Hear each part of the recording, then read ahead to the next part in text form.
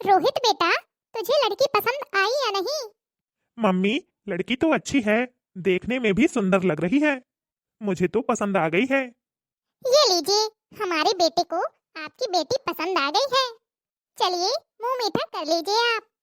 जी बहन जी, मैं भी तो अपनी बेटी से पूछ लूं, उसे आपका बेटा पसंद है या नहीं। आखिरकार जिंदगी इन्हीं लोगों को साथ में बितानी है, शादी इन्हीं को करनी है। हाँ हाँ बहन जी, पूछ लीजिए, हमने कब मना किया। क्यों काजल बेटा, तुम्हें लड़का कैसा लगा?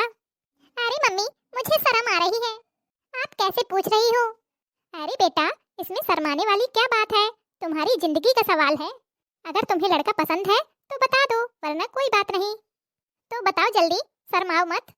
मम्मी, मुझे लड़का पसंद है। चलिए बहन जी, अब तो हमारी बेटी को भी आपका बेटा पसंद है।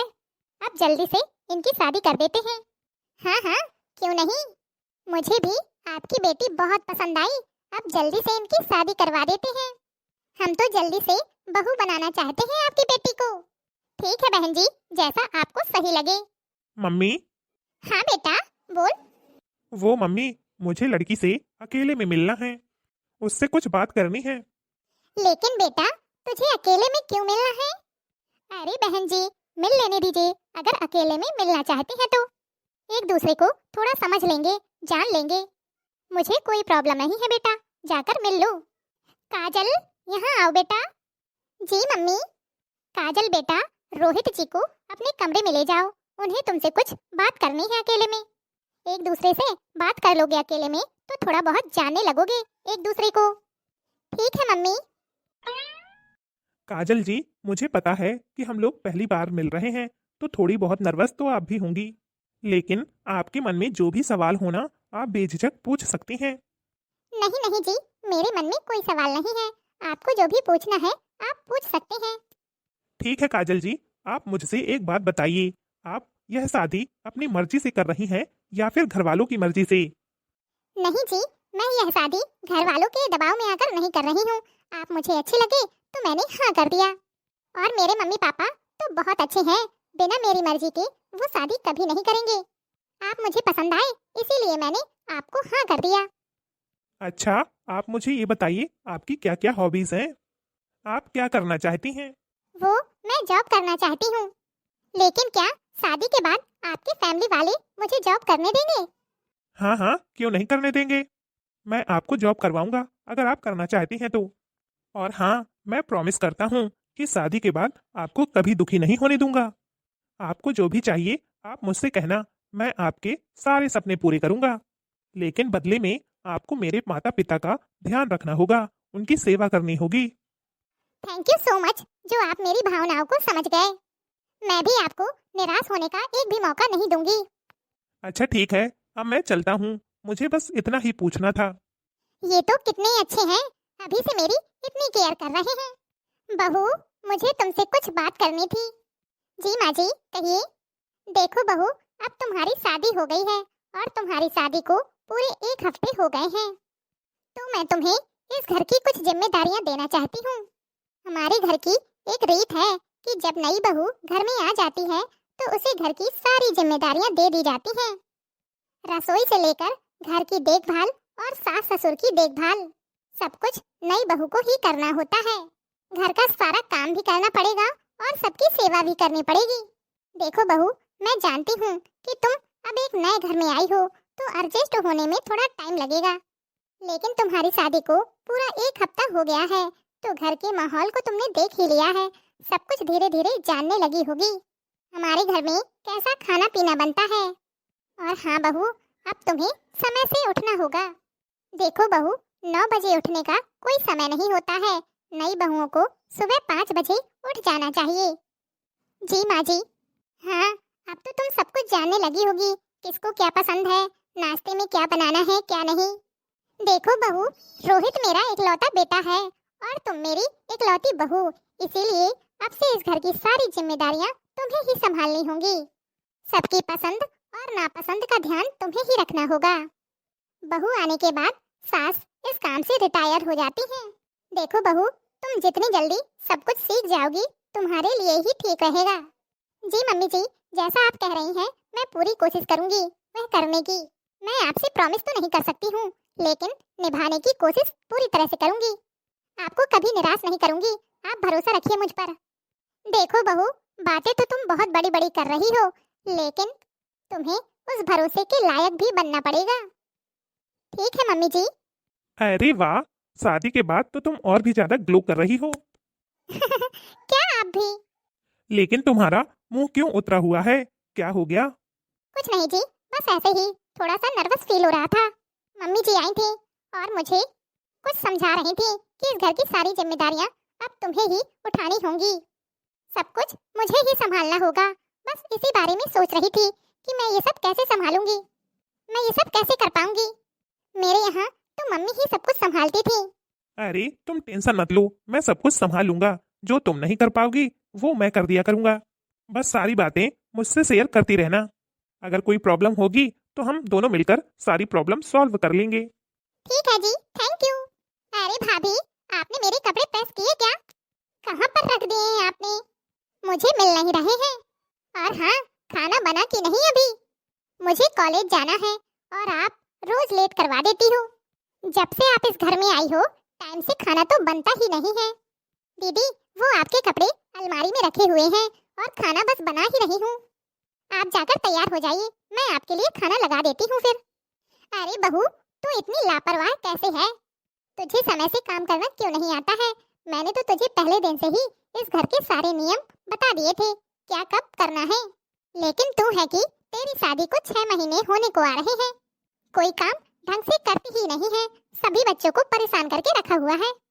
ना समय से खाना बनता है, ना ही कपड़ों में प्रेस करती है, ना ही घर की साफ सफाई कर पाती है। पता नहीं कैसे क्या करती रहती है पूरे दिन। सॉरी मम्मी जी, मैं अभी सारा काम कर देती हूँ। वैसे मैंने खाना बना ही लिया है, बस सब्जी पकने में थोड़ा देर है। अभी लगाती हूँ सबके लिए खाना। पता नहीं मम्मी, कहाँ से ये गवार भाभी ढूंढ के ले आई हो, ये तो किसी भी काम की नहीं है। सारा दिन इधर उधर मटकती रहती है, कोई काम धाम तो ढंग से करती नहीं है।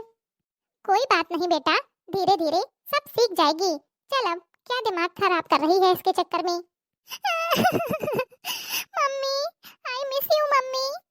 इतना सारा काम तो करती हूँ मैं, सारे घर का काम अकेले ही संभालती हूँ।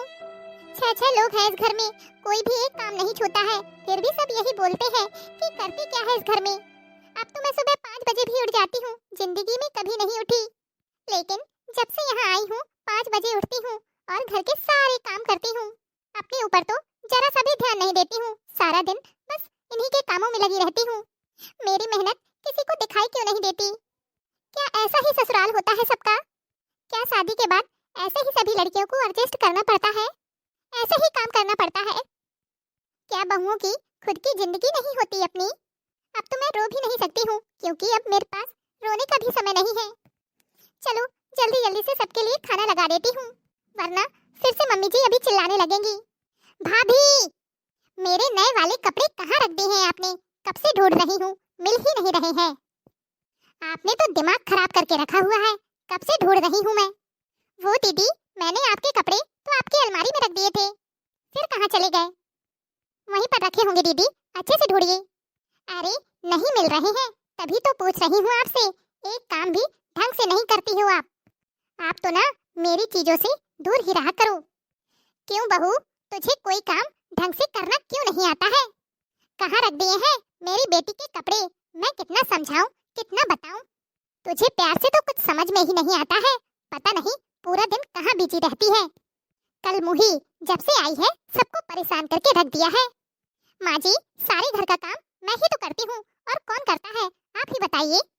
इतने लोगों का खाना बनाना, घर की साफ सफाई, झाड़ू लगाना, पोछा लगाना, बर्तन धुलना, ये सब मैं ही तो करती हूँ। और आप हमेशा ऐसा क्यों बोलती रहती हैं कि मैं कुछ नहीं करती हूँ? आप लोगों को मेरा काम दिखाई क्यों नहीं देता? अगर मैं कभी 5 मिनट के लिए आराम करने के लिए बैठ भी जाती हूँ तो तुरंत आवाज देने लगती हो आप लोग।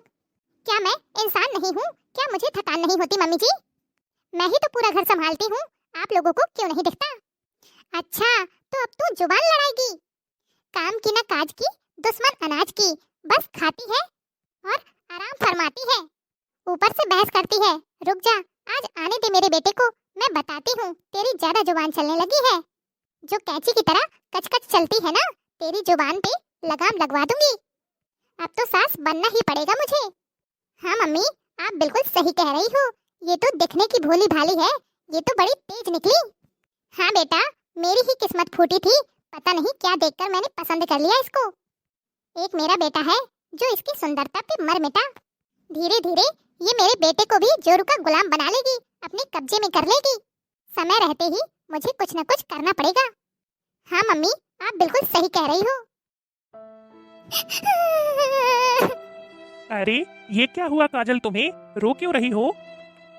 कुछ नहीं, मैं आपको क्या बताऊं। अगर कुछ बताऊंगी भी तो आप कहाँ सुनोगे मेरी, आप तो अपने घर वालों की ही सुनोगे। अरे बताओ तो सही, क्या हो गया? देखिए जी, अब मुझे यहाँ नहीं रहना है। मुझे मेरे मायके छोड़ाइए, मैं यहाँ अब और नहीं रह सकती। अरे बोलो तो, हुआ क्या? अब आप ही बताइए, क्या मैं घर का काम नहीं करती हूँ? पूरे दिन इस घर के काम में लगी रहती हूँ, लेकिन आपके घर वालों को दिखाई क्यों नहीं देता? और आप भी कभी कुछ नहीं बोलते हैं, सब मुझे बारी बारी से सुनाते रहते हैं। देखिए, अब मुझसे इतना सब सहन नहीं हो पा रहा है। आप मुझे प्लीज मेरे मायके छोड़ाइए। मैं नहीं कर सकती इतना काम, मैं मर जाऊंगी। अरे क्या तुम दुनिया में इकलौती हो जो तुम्हें ही काम करना पड़ रहा है? शादी के बाद तो सबको ही काम करना पड़ता है, तो तुम्हें भी काम करना पड़ेगा। क्यों नहीं करोगी तुम काम? ये कहाँ पर लिखा हुआ है जी कि मजदूरों की तरह बस काम करवाते रहूं शादी के बाद? काम भी करूं और लोगों की बातें भी सुनूं। इस घर में किसी को दिखाई क्यों नहीं देता कि मैं कितना काम करती हूँ? देखो, ये रोना धोना अब तुम बंद करो, और काम तो तुम्हें करना ही पड़ेगा। जब शादी की है तो काम भी करोगी। और हाँ, इन फालतू बातों से मेरा दिमाग मत खाओ। और हाँ, मायके ही जाने की बात दोबारा कभी मत करना। जैसा यहाँ का माहौल है, बस उसी रंग में रंग जाओ। अब तुम्हारी शादी हो गई है, कोई छोटी बच्ची नहीं हूँ, अपनी जिम्मेदारियों को समझो।